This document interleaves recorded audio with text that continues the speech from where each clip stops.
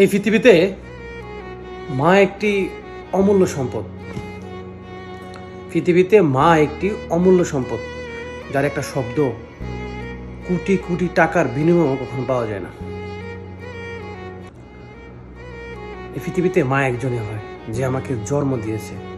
এরপরে কোনো মানুষ মা হয় না। বলা যায় হয়তো মায়ের মতো, সেটা ভুল, কারণ মা তো মাই। মা এমন একটা সম্পদ যেটা পৃথিবীর কোনো কিছুর বিনিময়ে হারিয়ে গেলে কখনো পাওয়া যাবে না। আমি আমার মাকে অপরন্ত ভালোবাসি।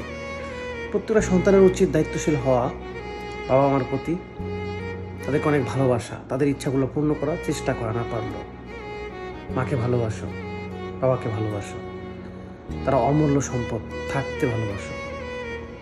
আমি আমার বাপ মাকে ভালোবাসি, অনেক ভালোবাসি।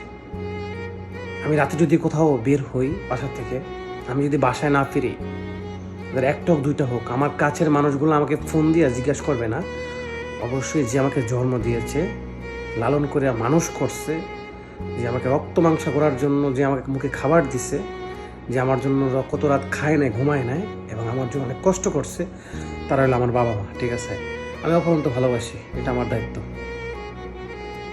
আমি আমার বাপ মাকে অপরন্ত ভালোবাসি, এটা আমার দায়িত্ব। আমি চাই আমাদের সমাজে প্রত্যেকটা মানুষ, প্রত্যেকটা ছেলে হোক মেয়ে হোক, তাদের বাবা মার প্রতি দায়িত্বশীল হোক, সন্তানরা এই শিক্ষা যেন পায়, এটাই আশা করি।